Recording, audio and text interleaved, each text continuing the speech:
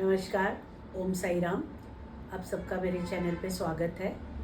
सबसे पहले मैं अपने व्यूअर्स को धन्यवाद देना चाहूँगी कि कमेंट्स के मार्फत जो उन्होंने मुझे प्यार, सम्मान और जो आदर दिया है उसके लिए आई एम ऑलवेज़ थैंकफुल। और कई कमेंट्स मैंने ये भी पढ़े हैं जिसमें कि व्यूअर्स ने ये कहा है कि हम इतने सालों से साईं की भक्ति कर रहे हैं, बट साईं हमारा सुनते नहीं हैं, हमारे बिगड़े काम बनाते नहीं हैं, हम बहुत पीड़ा में हैं। तो मुझे लगा कि शायद मेरे जो मैंने एक्सपीरियंसेस शेयर किए थे अभी तक के, वो सारे बड़े सुखद थे कि बाबा कैसे मेरी एक ज़िद या एक छोटी सी मनोकामना को कैसे वो पूरा करते थे। मैंने कहा लोगों के अंदर कहीं मिसअंडरस्टैंडिंग ना हो कि बाबा पार्शियल तो नहीं हो जाते हैं या पार्शलिटी तो नहीं करते हैं कि कुछ भक्तों के साथ वो कभी बुरा नहीं होने देते हैं और कुछ भक्तों के साथ बुरा ही होते रहता है। तो मैंने कहा कि मैं आज जो मेरी वो पार्ट ऑफ द स्टोरी है जिसमें कि मैंने भी बाबा को अग्नि परीक्षा दी है, आज आपके साथ साझा करूंगी ताकि आपको भी पता लगे कि साईं कोई भेदभाव नहीं करते अपने भक्तों में। वो बराबर कसौटी पे कसते हैं, बराबर अपने भक्त को तराश तराश कर सोना बनाते हैं। और उसके लिए अगर हम तैयार नहीं होते हैं तो हम साईं को इसके लिए ब्लेम नहीं कर सकते हैं। ये कुछ हमारी कमज़ोरियाँ होती हैं जो कि हम इससे डर जाते हैं और उस मार्ग से भटक जाते हैं। मैं आज जो अपने जीवन में सबसे बड़ी जो मेरी शुरुआत की अग्नि परीक्षा मैंने बाबा को दी थी वो इस प्रकार है कि मेरे हस्बैंड ने ये बात कुछ 2005 की है। मेरे हस्बैंड ने बिज़नेस करने का सोचा कि मैं बिज़नेस करता हूँ, बट मैंने कहा कि आप नौकरी करते हो, आपको बिज़नेस का तो कोई अनुभव ही नहीं है, तो कैसे करेंगे। तो उन्होंने कहा नहीं देखो, हर काम में रिस्क लेना तो पड़ता ही है, बिना रिस्क लिए कैसे होगा। तो मैंने भी कहा ठीक है, चलो आप जैसे भी ठीक समझो, मैं आपके साथ हूँ। और उन्होंने, वो मल्टीनेशनल में काम करते थे, उन्होंने वहाँ से रिज़ाइन किया और अपना बिज़नेस शुरू करने का सोचा। अब जितनी भी पूंजी हमारे पास थी वो सारी उन्होंने उठा के बिज़नेस में लगा दी। अब बिज़नेस तो ऐसा नहीं है ना कि आपने बस शुरू किया और अगले दिन से वो आपको प्रॉफिट ही प्रॉफिट देगा। उसके लिए भी आपको बहुत पहले लगाना पड़ता है पैसा, उसके बाद आप प्रॉफिट के बारे में सोच सकते हो। ये शायद हम लोगों को कहीं हम चूक गए इस बात को, क्योंकि एक्सपीरियंस नहीं था। तो हमने कहा कि मैनेज कर लेंगे। और हुआ यूँ कि जब उन्होंने रिज़ाइन किया और हमने क्या बिज़नेस करना है ये डिसाइड किया, और हमने जब बिज़नेस की शुरुआत करनी थी तो हमने दशहरे वाला दिन चूज़ किया कि हम दशहरे वाले दिन इसका उद्घाटन करेंगे। दशहरा हो गया, हमने बाबा से अनुमति मांगी कि बाबा हमारे साथ रहना, हम जो कार्य करने जा रहे हैं, जो बिज़नेस करने जा रहे हैं उसमें हमें सफलता देना। उसी रात को मुझे सपना आता है कि मैं एक क्लासरूम में बैठी हूँ और एग्ज़ामिनेशन हॉल है वो, और सब पेपर लिख रहे हैं, मैं भी पेपर लिख रही हूँ। और पेपर में फिल इन द ब्लैंक्स थे, मैंने सारे fill in the blanks fill कर दिए। एक फिल इन द ब्लैंक्स पे आके मैं अटक गई, मुझे उसका आंसर नहीं आ रहा था। तो मैं बहुत घबरा गई और मैंने मन ही मन साईं को याद किया कि साईं मैं यहाँ पे अटक गई हूँ, इसका आंसर क्या है। तो मैं देखती हूँ सपने में ही कि एक इतना हाथ कफनी वाला उस ब्लैंक के ऊपर ऐसे टैप करके कहता है नगाड़ा। और मैं खुश हो जाती हूँ, मैंने कहा मेरे को तो आंसर मिल गया। तो मैं उस ब्लैंक में नगाड़ा लिख देती हूँ। अगले दिन सुबह उठ के मैं मेरे पति को कहती हूँ कि रात को ऐसा ऐसा मैंने सपना देखा और एक जगह पे आके मैं अटक गई, और उसमें एक ऐसा कफनी वाला हाथ आया जो कि अंडरस्टूड है कि बाबा का है, और बाबा ने वो ब्लैंक के ऊपर टैप करके कहा कि नगाड़ा। तो अब मनुष्य मन है, हमेशा यही सोचता है कि अच्छा ही अच्छा होगा। अब बाबा इसमें क्या मुझे इंडिकेशन दे रहे थे कि ये नगाड़ा मतलब क्या है, मैं समझ नहीं पाई। मुझे लगा कि बाबा कह रहे हैं कि बहुत अच्छा होगा, सब नगाड़ा बजेगा। तो हम और कॉन्फिडेंट हो गए। हमने कहा भैया चलो, बाबा की तरफ से भी हमें हाँ हो गई है। हमने काम की शुरुआत की और काम कुछ ज़्यादा, शुरुआत में हमें बहुत दिक्कतें आई। हम समझ नहीं पा रहे थे कि इसको करें कैसे। बहुत हाथ पैर मारे, 1 साल बीत गया, बट बिजनेस ने कहीं कुछ भी प्रॉफिट, एक पैसे का भी नहीं दिया। और इनफैक्ट हमारे पास जितना और कुछ जो सेविंग थी हमने सब लगा दी। बहुत दिक्कत होने लगी, घर चलने के लिए तो पैसा चाहिए। अब मेरा थोड़ा सब्र का बांध टूटता गया। मैंने बाबा को कहा कि बाबा क्या गलती हो गई हमारे से, आपने तो इसका परमिशन दे दिया, आपने कहा नगाड़ा, तो यहाँ तो कुछ हो नहीं रहा है। तो फिर मुझे एक और सपना आता है, उसमें बाबा कहते हैं कि नगाड़ा का अर्थ नहीं समझी, इतना ही कहा। मैं सुबह उठ के फिर बाबा के आगे बैठ के कहती, बाबा नगाड़ा का अर्थ तो विक्ट्री होता है, बट यहाँ तो कुछ और ही दिख रहा है। बाबा ने कहा कि मनुष्य हो ना, तो जो अपने हित का होता है, जो तुम सुनना चाहती हो, देखना चाहती हो, महसूस करना चाहती हो, वही अर्थ निकालोगे। यहाँ मेरा नगाड़े का अर्थ था कि तुम्हारा बिगुल बज गया है, तुम रणभूमि में उतर गई हो, अब अपनी लड़ाई लड़ो। मेरी तो आंखों से आंसू बहने लग गए। मैंने कहा बाबा मैं आपका ये इशारा कैसे नहीं समझी, मेरे से बहुत बड़ी गलती हो गई, और अब तो कुछ चारा नहीं था। रणभूमि में तो उतर गए थे, अब डू और डाई वाला हिसाब हो गया था। हमने कहा चलो फिर थोड़ा और धक्का मारते हैं, इस बिजनेस को थोड़ा और प्रयास करते हैं। मैं भी पूरी तरह इसके अंदर इन्वॉल्व हो गई, बट वो बिजनेस चल ही नहीं पा रहा था। मैंने सोचा मैं ट्यूशन्स कर लेती हूँ, एटलीस्ट एक एंड मैं संभाल के रखूँगी कि घर की जो अपना हर महीने का जो रोज़ी रोटी होती है वो तो निकले, क्योंकि बिजनेस तो एक भी पैसे का प्रॉफिट नहीं दे रहा था, इनफैक्ट हमारे से पैसे ही लगवा रहा था। तो मैंने एट अ टाइम 25 बच्चे ले लिए। अब मेरी क्षमता तो उतनी थी नहीं कि मैं एट अ टाइम 25 बच्चे, और अकेली, और सब अलग अलग स्टैंडर्ड के, अलग अलग सब्जेक्ट के, अलग अलग बोर्ड के, बट मुझे, मेरे पास कोई ऑप्शन नहीं था। मैंने कहा कि बाबा अब मुझे आपने ही संभालना है, क्योंकि हम आपका इशारा नहीं समझ पाए, अब इसका तो भुगतान हमें भोगना ही पड़ेगा। बट मुझे इतना विश्वास है कि आप मेरे साथ हो, तो मेरी कोई इतनी ज़्यादा हानि नहीं होगी, शायद मेरे लिए इसी में से कुछ सबक होगा। मैंने अपना एडवर्टाइजमेंट करना शुरू किया कि मैं ट्यूशन्स लेती हूँ, जो इंटरेस्टेड बच्चे होंगे मुझे कांटेक्ट कर सकते हैं। बट शुरू में भी जैसे होता है ना कि नई कोई टीचर होती है तो उसका कोई रिस्क नहीं लेना चाहते हैं, तो शुरू के थोड़े दिन एक दो ऐसे बच्चे आए। मैंने कहा इसमें तो मेरा गुजारा नहीं होगा। धीरे धीरे परिस्थिति इतनी ख़राब हो गई, मैं आज भी उस चीज़ को याद करती हूँ तो मैं कहती हूँ कि मेरे साईं ने तब भी मेरा साथ नहीं छोड़ा। उन्होंने कहा ठीक है, मैंने जो तुम्हें चेतावनी दी थी स्वप्न के रूप में तुम समझ नहीं पाई, कोई बात नहीं, मैं तुम्हारे साथ हूँ। ऐसा समय आ गया कि मेरे पास 10 रुपए भी नहीं थे। आज अगर रोटी खाई है दोपहर को तो रात को मिलेगी कि नहीं, ऐसी परिस्थिति आ गई। अब थोड़ी मैं स्वाभिमानी भी थी, मैंने कहा मैं किसी से मदद नहीं मांगूंगी, मैं जितना हो सकेगा मैं खुद कष्ट करूंगी, मेरा साईं मेरे साथ है, और मुझे इसमें कोई लज्जा नहीं है कि कोई कहेगा कि अरे तुमने ट्यूशन्स चालू कर दी, क्या हो गया ऐसा, क्योंकि मेरे हस्बैंड की जॉब बहुत अच्छी थी।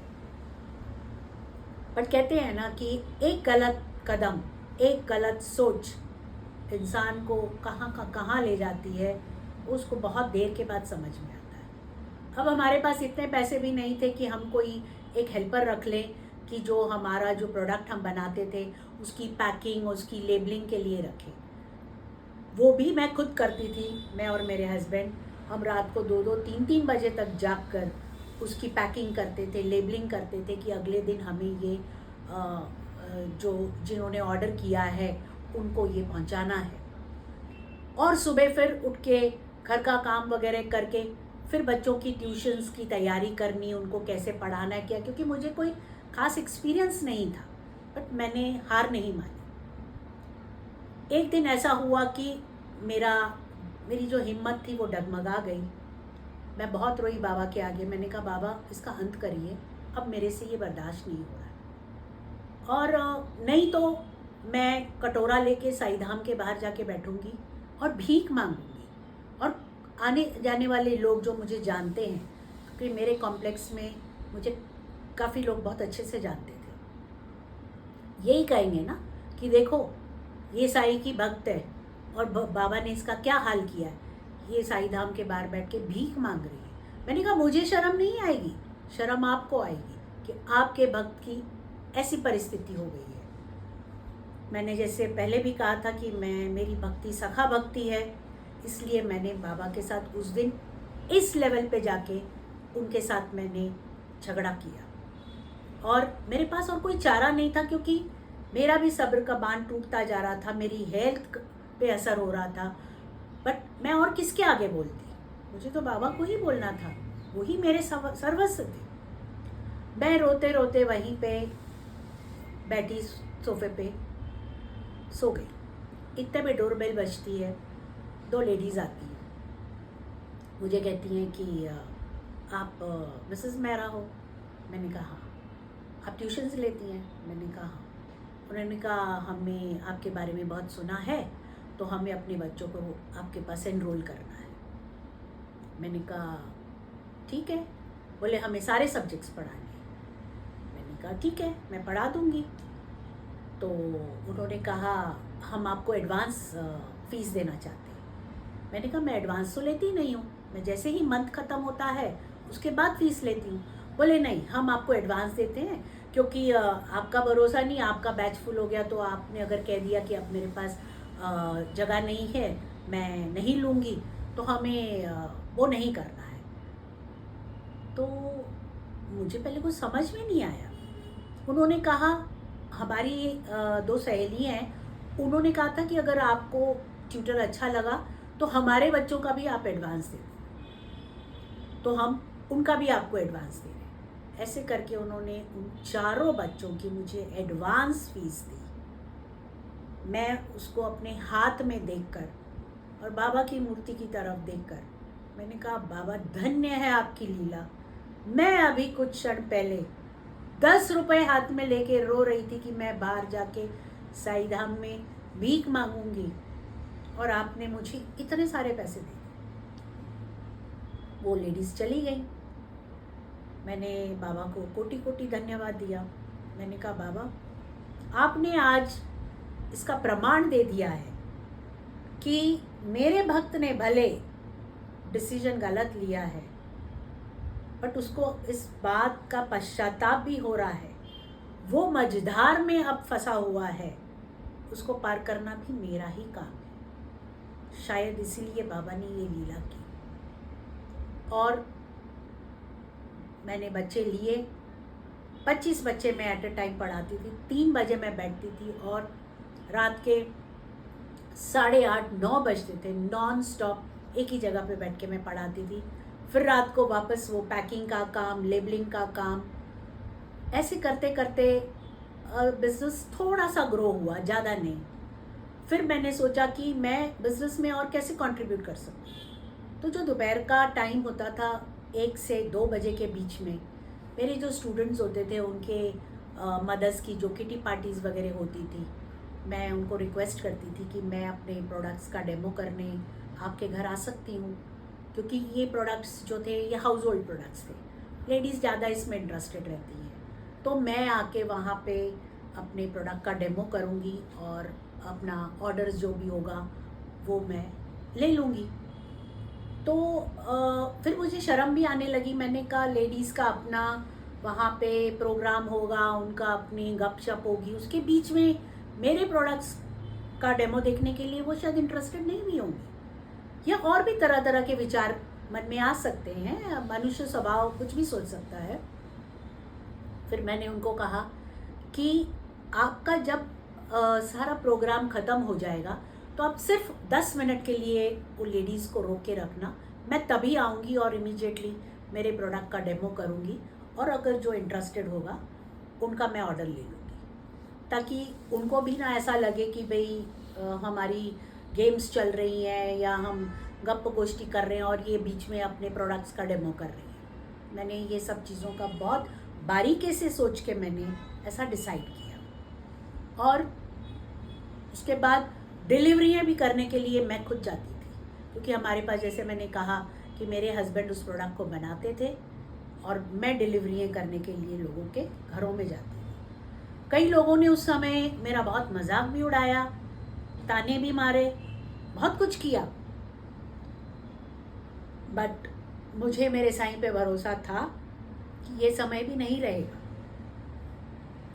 फिर बढ़ते गए, आगे बढ़ते गए, 2.5 साल हो गए, प्रॉब्लम्स कहीं ख़त्म नहीं हो रही थी, जिम्मेदारियाँ कहीं ख़त्म नहीं हो रही थी।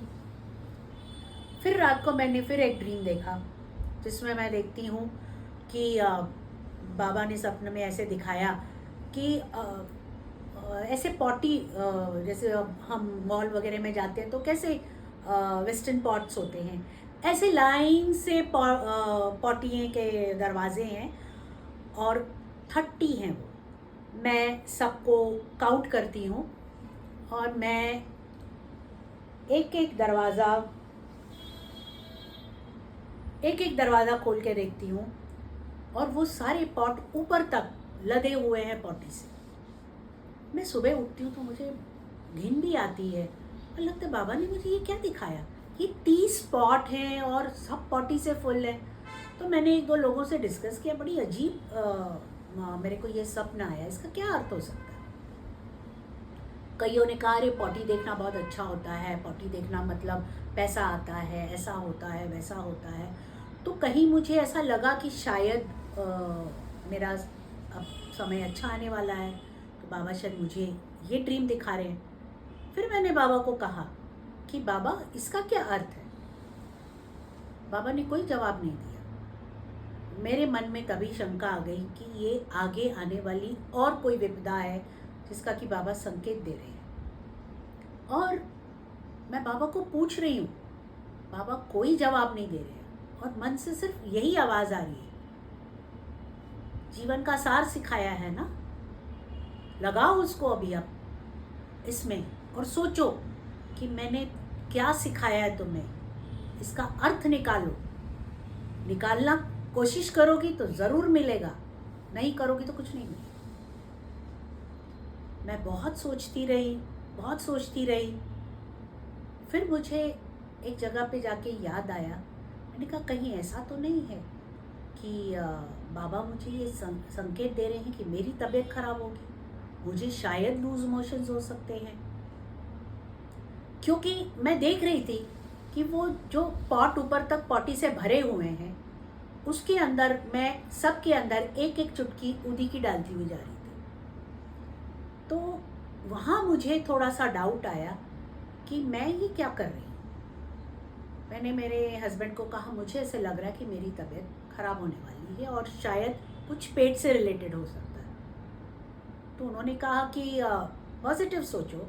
मैंने कहा नहीं, मैं पॉजिटिव ही सोच रही हूँ, बट मैंने बाबा को इतनी बार पूछने के बाद भी बाबा ने मुझे कहा कि इसका जवाब तुम निकालोगी, मैं नहीं। मुझे जो दिखाना था मैंने दिखा दिया। जैसे मैंने पहले भी कहा कि बाबा आने वाले घटनाओं का मुझे स्वप्न में इंडिकेशन देते थे और मुझे कहते थे तुम इसका अर्थ निकालो, देखो कि तुमने मेरे सानिध्य में रहकर कितना सीखा है। कई बार मैं उसका अर्थ निकाल लेती थी, कई बार मैं गलत हो जाती थी, और वाकई ये हुआ। मेरी तबीयत ख़राब हुई, मुझे स्टमक इन्फेक्शन हो गया, एक्यूट स्टमक इन्फेक्शन हो गया कि मुझे पानी तक डाइजेस्ट नहीं होता था, खाना खाने की तो बड़ी दूर की बात है। और उन्हीं दिनों मेरे बच्चों के सबके पेपर शुरू हो गए। अब मुझे ऐसा लगा कि बाबा अब मैं क्या करूँ। मेरा तो बुरा हाल हो रहा है, इतनी मुझे वीकनेस हो गई। मैं सिर्फ नारियल पानी और दाल के पानी पे दिन निकालती थी। तो आप समझ सकते हो कि मेरे में ताकत कितनी बची होगी। मैंने अपने ड्राइंग रूम में जो सोफ़ा था उसी पे मैं लेटती थी और सारे बच्चों का मैं वहीं ट्यूशन्स लेती थी लेटे लेटे। पेरेंट्स ने भी मुझे बहुत सपोर्ट किया, बहुत कोऑपरेट किया। उन्होंने कहा कि हम बुरा नहीं मानेंगे, आप पहले अपनी तबीयत को संभालो, हम मैनेज कर लेंगे। बट मेरा मन नहीं मान रहा था, क्योंकि उन्होंने मुझे एडवांस फीस की आदत लगा दी थी। तो मुझे ऐसे लगा कि पैसा लेके भी अगर मैं उनको कहूँ कि मेरी तबीयत ख़राब है, अभी आप मैनेज करिए, तो ये गलत है। मुझे अपने कर्तव्य से पीछे नहीं हटना है। एग्ज़ाम के दिनों में बच्चों को जितनी टीचर की ज़रूरत होती है, पेरेंट्स की शायद उतनी नहीं होती है, क्योंकि सारे डाउट्स प्रॉब्लम सब तभी निकलते हैं। हालत मेरी इतनी ख़राब होती थी कि मेरे से बैठने को नहीं होता था, बट मैंने हिम्मत नहीं हारी, सिर्फ अपने साईं के भरोसे। बच्चों के एग्ज़ाम हो गए, रिज़ल्ट ऐसा आया कि आज तक पेरेंट्स ने कहा कि इतना बढ़िया रिज़ल्ट हमारे बच्चों ने कभी नहीं दिया। उन्होंने कहा ये सब आपकी मेहनत है, आप इतने बीमार होके भी आपने हिम्मत नहीं हारी। मैंने उनको तो कुछ नहीं कहा, बट मुझे पता था इसके पीछे किसका हाथ है। फिर मैंने जाके बाबा को कोटि कोटि धन्यवाद दिया और मैंने बाबा को कहा कि बाबा तेरी लीला अपरंपार है कि जो व्यक्ति सारा दिन एक नारियल पानी और दाल के पानी पे अपना दिन निकाल रहा है, 25 बच्चे पढ़ा रहा है, सांस नहीं ले रहा है, ये उसी की कृपा थी। मैंने ये समय साईं के भरोसे, साईं की मदद से, मेरा साईं के प्रति विश्वास, उसी ने इस समय को पार किया। धीरे धीरे हमने ये सोचा कि हमें शायद बिजनेस नहीं करना चाहिए, क्योंकि हमारे लिए ये सही नहीं है।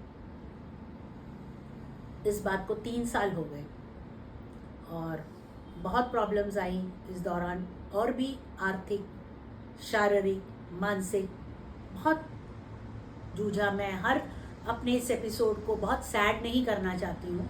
मेरा ख्याल है जितना भी मैंने आज आप लोगों को नरेट किया है, उससे आप अनुमान लगा सकते हो कि मैंने वो 3 साल कैसे निकाले होंगे।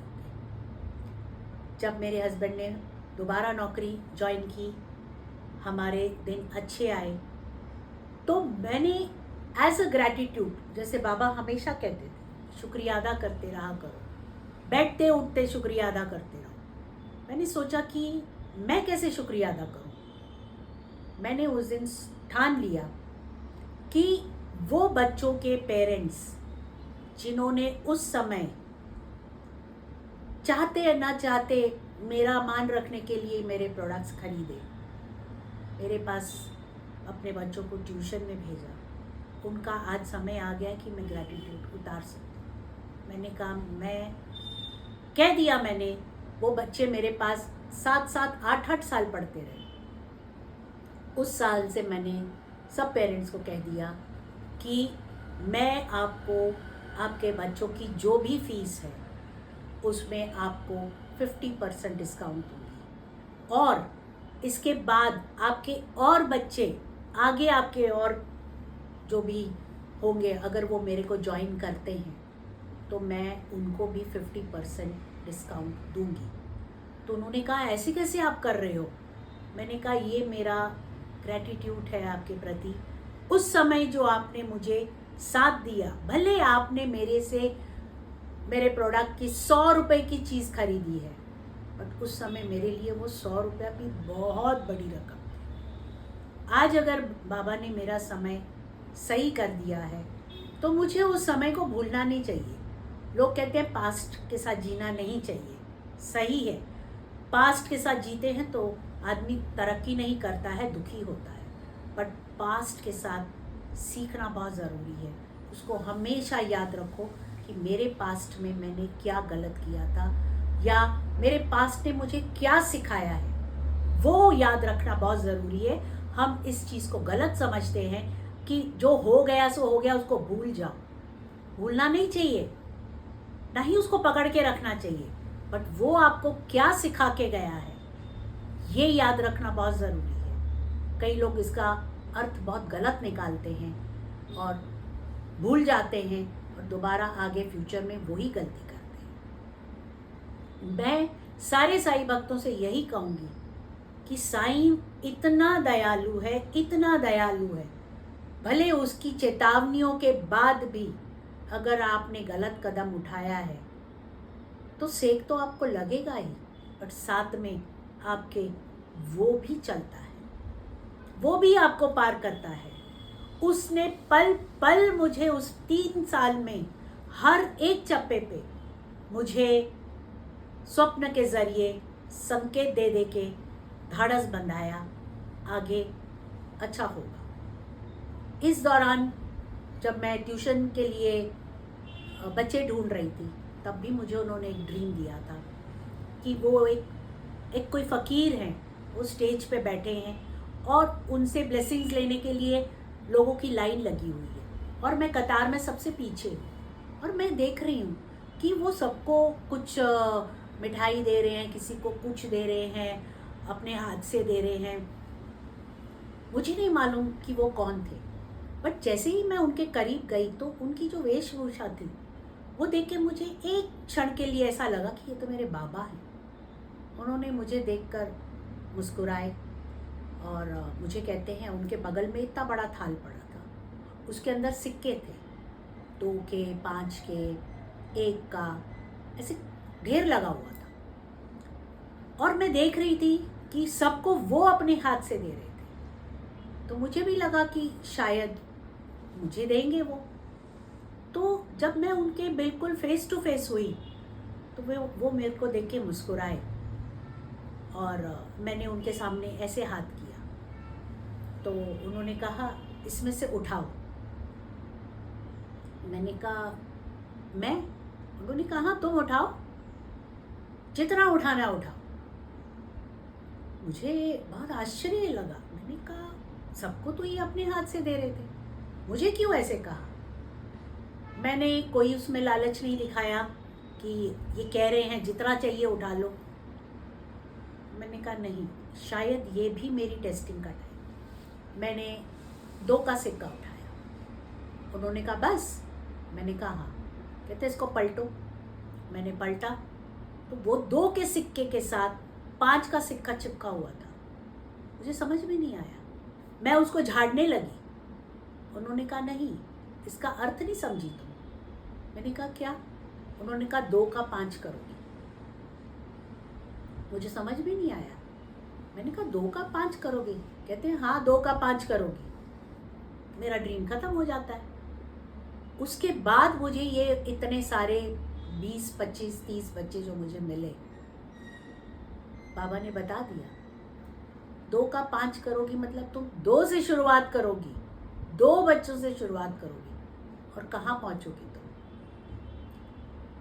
तो ऐसा नहीं है कि अगर आप बाबा को मानते हो तो बाबा आपकी ज़िंदगी में कभी दुख नहीं आएगा, आपकी ज़िंदगी में दुख नहीं आएगा। दुख हमारे प्रारब्ध के कुछ कर्म ऐसे होते हैं जो हमें भोगने होते हैं, या हमारी गलतियों की वजह से हम जो गलत कदम उठाते हैं वो हमें भोगने होते हैं। ईश्वर तो आपको बहुत संकेत देता है, हम नहीं समझ पाते हैं, वो अलग बात है। फिर ब्लेम भी हम उसी के ऊपर डालते हैं, अच्छा हुआ तो मैंने किया, बुरा हुआ तो उसकी मर्जी। ऐसा नहीं होता।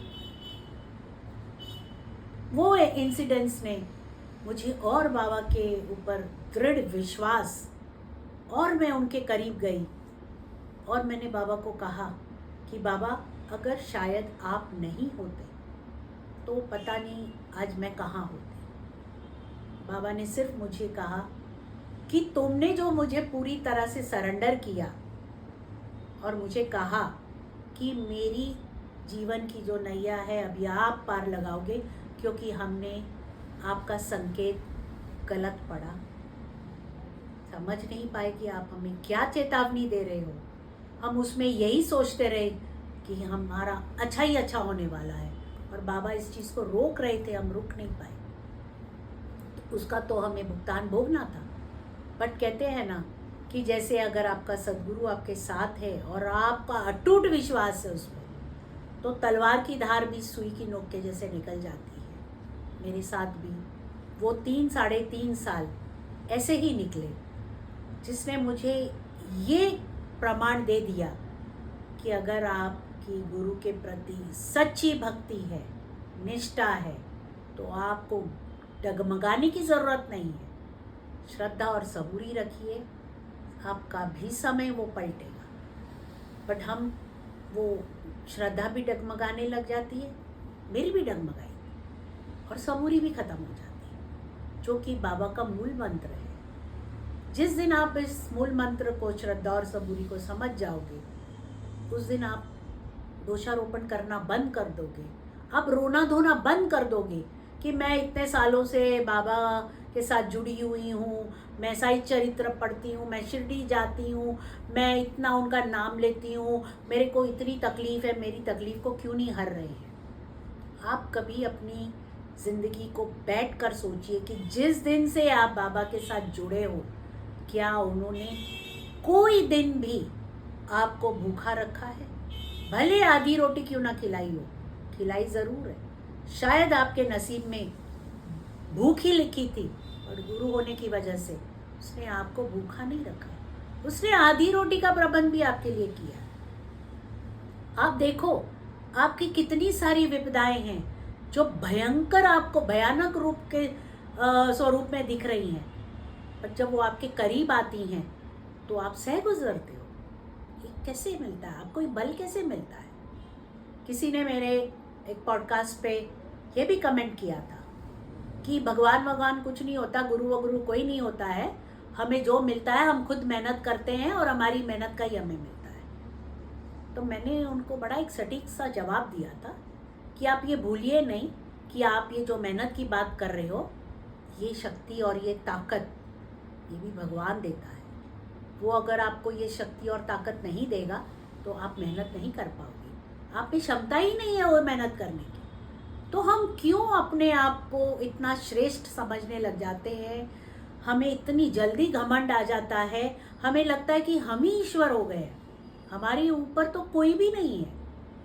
जिस दिन आप श्रद्धा और सबूरी का जो मंत्र है, इसका बड़ी ध्यान से बाबा ने जैसे इसका स्पष्टीकरण किया है, आप अगर इसको अपने रोज चिंतन मनन में इसका स्मरण रखोगे, मुझे नहीं लगता है कि आपको आपका जीवन आगे का बहुत कठिन नज़र आएगा। जैसे बहुत सारे लोग कहते हैं, अरे भगवान के साथ जुड़ के क्या मिला, दुख ही दुख मिला, इससे तो हम ऐसे अच्छे थे, हम वैसे अच्छे थे। ये टेम्पररी होता है। आपको ये हमेशा याद रखना चाहिए कि विकट परिस्थिति में अच्छों की बैंड बज जाती है, नगाड़ा बज जाता है। इसीलिए कभी अपने आप पे घमंड नहीं करना चाहिए। ईश्वर से, परमात्मा से, सद्गुरु से आप डर कर रहिए। डर का मतलब मैं ये नहीं कह रही हूँ कि आप कोई काम ही नहीं करिए, बस डर के बैठे रहिए। आप अपने कर्म करिए, अच्छे कर्म करिए, और फल की चिंता मत करिए। फल वो बराबर देगा आपको, ऐसे समय पे देगा कि जिस समय आप बिल्कुल लाचार थे, उस समय वो आपको फल देगा, और आपका हाथ थाम कर आपको आपके मंजिल तक पहुंचा देगा। ये मैं चैलेंज के साथ कह रही हूँ।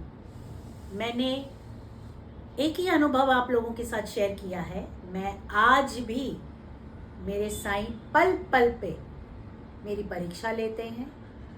कई बार मैं सक्सेसफुल हो जाती हूँ, कई बार मैं गलत हो जाती हूँ।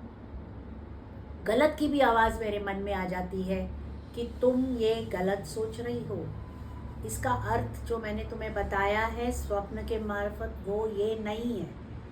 बट कई बार मनुष्य है अपनी भावनाओं के साथ थोड़ा खेलता रहता है। आज भी मेरे साईं मेरी उतनी ही परीक्षा लेते हैं, और मैं बाबा से हमेशा यही प्रार्थना करती हूँ। मैं परीक्षा से नहीं डरती हूँ, बट आप मेरे साथ रहोगे तो मैं कम गलतियाँ करूँगी, मेरे दिमाग में कम गलत विचार आएंगे, मैं परिस्थिति को सही तरीके से आकलन कर पाऊँगी अगर आप मेरे साथ रहोगे। बट उसके लिए मुझे भी आपको सतत मनन करना है, अपने हृदय में लेकर चलना है, अपने साथ रखना है, तभी तो आप मेरा मार्गदर्शन करोगे ना। तो मैंने आज का ये एपिसोड में ये कहानी मैंने ये सुनाई है। मुझे यहाँ पे किसी के सेंटिमेंट्स को हर्ट नहीं करना है, बट कुछ कमेंट्स ऐसे आए थे कि जिसने मुझे फोर्स किया कि तुमने अभी तक सब अच्छा ही अच्छा बोला है, तो शायद लोगों को ऐसा लगता है कि तुम्हारे साथ कभी बुरा नहीं हुआ है। मैं बाबा के साथ जुड़े मुझे आज इतने साल हो गए हैं, आज तक, आज की डेट तक मैं हर दिन कुछ ना कुछ एक नई परीक्षा बाबा को देती हूँ, और बाबा भी उसको चूकते नहीं हैं। बाबा ने जिसका हाथ एक बार थाम लिया तो उसको तपा तपा के जब तक वो निखर के सोना नहीं बनता है, वो आपका साथ नहीं छोड़ेंगे। तो तपना तो पड़ेगा ही ना, सोना बनना है तो तपना तो पड़ेगा ही। और अगर गुरु साथ में है तो वो तपस से डर किस बात का। सारे समय निकल जाते हैं, अच्छे बुरे सब, सिर्फ अपने गुरु के प्रति विश्वास, श्रद्धा और सबूरी, ये जब तक आपने समर्पण नहीं किया है तब तक आप गुरु की, साईं की लीला को नहीं समझ पाओगे, और यही कहोगे कि मेरा तो साईं सुनता नहीं है, आप ही की सुनता है। ऐसा नहीं, वो सबकी सुनता है, सबको उसके किए का देता है। बट हम बेसब्रे होते हैं, हमें लगता है आज बीजारोपण हुआ है तो कल फल मिल जाना चाहिए। ऐसा नहीं है, कर्मों का खेल भी है, कुछ प्रारब्ध के कर्म भी हैं, कुछ हम प्रेजेंट में जो कर रहे हैं उसके भी हैं। सब मिलजुल के हमें उसका इनाम मिलता है ना, उसका रिवॉर्ड मिलता है। तो हम ये क्यों भूल जाते हैं? हमें एक क्षण नहीं लगता है भगवान को भी कहते हुए, तुम हो भी कि नहीं, तुम्हारे होते हुए मेरी ऐसी परिस्थिति, मुझे नहीं लगता कि तुम एग्जिस्ट भी करते हो। गलत है। कभी भी अपने आप को किसी और के साथ कंपेयर मत करिए। जिस दिन कंपेयर करोगे उस दिन जो भी आपके पास है उसका भी आनंद आप नहीं ले पाओगे। इसीलिए मैं आज अपने साईं भक्तों से यही कहूँगी कि अगर आप बाबा में विश्वास करते हो और आप मानते हो कि साईं है, तो प्लीज़ उसको सरेंडर करिए। श्रद्धा और सबूरी का पाठ हमेशा याद रखिए। बाबा कभी आपको नहीं छोड़ेंगे, हमेशा आपके साथ रहेंगे। और आप अनुभव भी किया होगा, आज मेरे इस पॉडकास्ट को सुनने के बाद आप अपनी जीवनी में बैठकर, पास्ट में जाकर अपने जीवन का मंथन करके आप अपने आप आपको उत्तर मिलेगा कि हाँ, मेरी तो ऐसी परिस्थिति थी, अगर साईं ना होते तो पता नहीं आज मेरे साथ क्या होता। पास्ट के साथ उसको पकड़ के नहीं रखना, बट उसको याद ज़रूर रखना है कि आपने क्या गलत किया है, वो स्मरण रखना चाहिए, ताकि आने वाले समय में आपने वो दोबारा उस गलती को नहीं करना है। इसीलिए हमेशा अपने सद्गुरु के साथ चलिए, उसके कहे हुए वचनों पे, उनके जो 11 वचन हैं उनको याद रखिए और अपने अच्छे कर्म करते चलिए। फिर आपको कोई गिरा नहीं सकता है, आपको किसी चीज़ का डर नहीं लगेगा। आप कहोगे ये परिस्थिति, अरे इसका हल है मेरे पास। आपका गुरु तुरंत आपके दिमाग में उसका हल भी दे देगा। बट अपने आप को उतना परिपक्व करिए कि आपको वो जो हल दे रहा है वो आपको सुनाई देना चाहिए, आपको समझ आनी चाहिए कि वो क्या कह रहा है आपसे। इसके लिए अपना हृदय शुद्ध रखिए और अपने गुरु पे अटूट विश्वास रखिए। वो कभी आपको गिरने नहीं देगा। आप गिरोगे तो वो थाम लेगा और आपको आगे बढ़ाएगा। इसी कहानी के साथ मैं अपना एपिसोड समाप्त कर रही हूँ। धन्यवाद मेरे साथ जुड़ने के लिए। ओम साई राम।